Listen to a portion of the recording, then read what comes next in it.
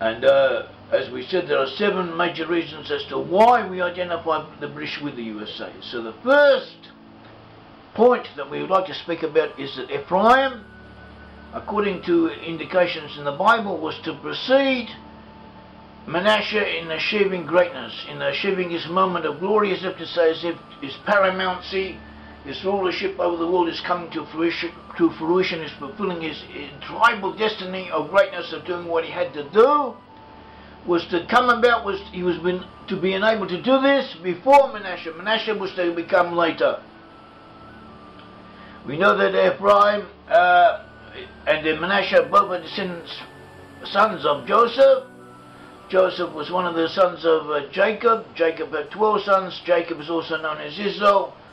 The father of Jacob was Isaac, and the father of Isaac was Abraham. Abraham, Isaac, and Jacob were the first patriarchs. Jacob was renamed Israel. Jacob, or Israel, had 12 sons, and these became the 12 tribes of Israel. The firstborn of Jacob, the firstborn of Israel, that is to say, was Reuben, but the birthright of Reuben was taken away from him, and it was given to Joseph, as may be seen in 1 Chronicles 5, verses 1 to 2. And also an article that we have on this subject on our web. See the article, for instance, the bequeathment of the blessing to Joseph, an outline.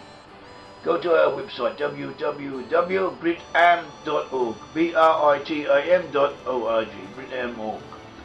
Now, before he died, Jacob, the father of the 12 tribes, Jacob, also known as Israel, Jacob was about to die, so he called to Joseph to bring his 2 sons to him, that he may bless them before he died. And this is described in the book of Genesis chapter 48, as it says.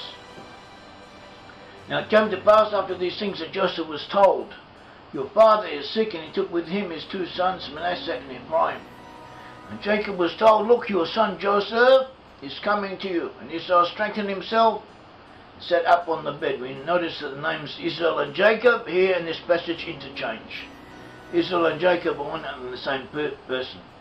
So then Jacob said to Joseph, "God Almighty appeared to me at Luz in the land of Canaan, and blessed me, and said to me, Behold, I will make you fruitful, and multiply you, and I will make of you a multitude of peoples, and give you this land to your descendants after you as an everlasting possession. And now your 2 sons, Ephraim and Manasseh, who were born to you in the land of Egypt before I came to you in Egypt, are mine. As Reuben and Simeon they shall be mine. Your offspring whom you beget after them shall be yours, and will be called by the name of their brothers in their inheritance. But as for me, when I came from Paddan, Rachel died beside me in the land of Canaan on the way, when there was but little distance to go to Ephrath, and I buried her there on the way to Ephrath, that is Bethlehem. And Israel saw Joseph's sons, and said, Who are these? Joseph said to his father, They are my sons whom God has given me in this place. And he said, Please bring them to me, and I will bless them. Now the eyes of Israel were dim with age, so that he could not see. And Joseph brought them near him, and he kissed them, and embraced them. And Israel said to Joseph, I had not thought to see your face, but in fact God has also shown me your offspring. So Joseph brought them from beside his knees, and he bowed down with his face to the earth. And Joseph took them both, Ephraim with his right hand, and Manasseh with his left hand, towards Israel's right hand, and brought them near him. Then Israel stretched out his right hand, and laid it on Ephraim's head, who was the younger, and his left hand on Manasseh's head, guiding his hands knowingly. For Manasseh was the firstborn. And he blessed Joseph and said, God before whom my fathers Abraham and Isaac walked, the God who has fed me all my life long to this day, the angel who has redeemed me from all evil, bless the lads. Let my name be named upon them, in the name of my fathers Abraham and Isaac. Let them grow into a multitude in the midst of the earth. And when Joseph saw that his father laid his right hand on the head of Ephraim, It displeased him. So he took hold of his father's hand to remove it from Ephraim's head to Manasseh's head. And Joseph said to his father, "Not so, my father, for this one is the firstborn.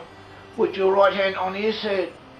His father refused and said, "I know, my son, I know. He also shall become a people, and he also shall be great. But truly his younger brother shall be greater than he, and his descendants shall be as a multitude of nations. His descendants shall become a multitude of nations." So he blessed them that day, saying, "Be by you Yisrael will bless, saying, May God make you as Ephraim and as Manasseh."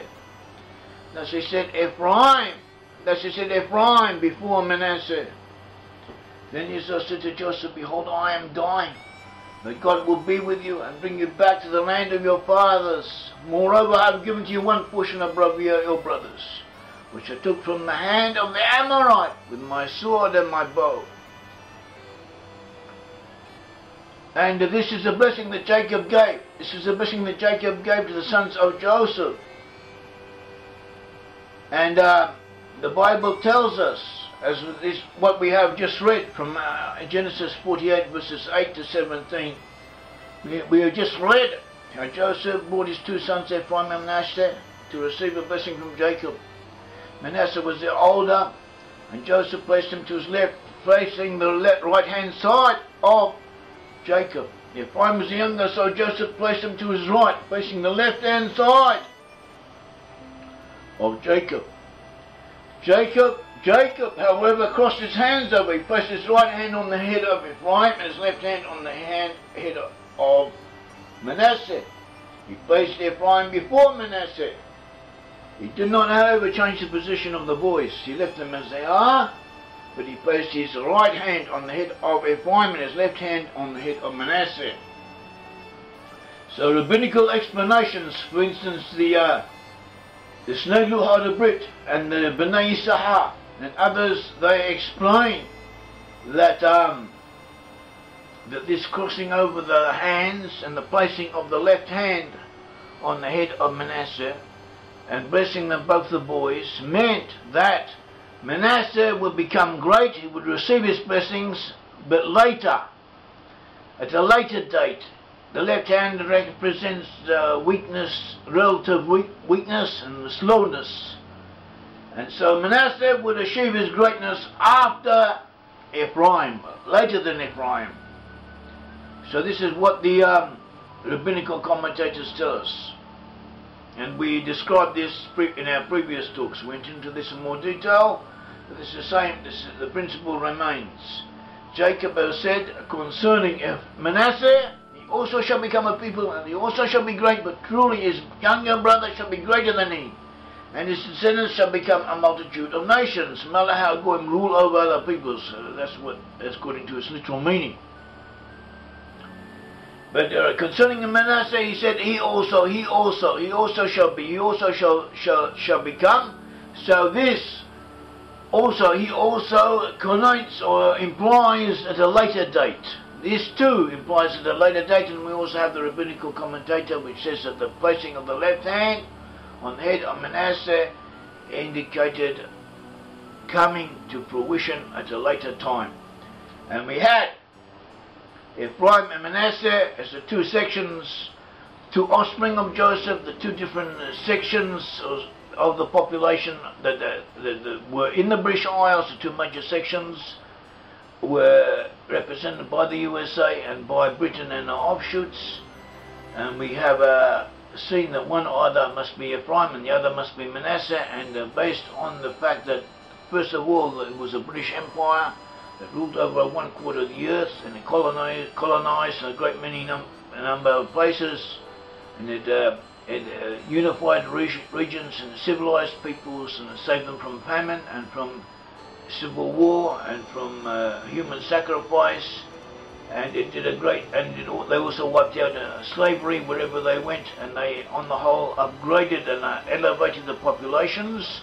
And this was part of the blessing of the task of Joseph, the prophesied task that they would have to do, and this is what they did do. And the British did this more or less long before the USA became a great country.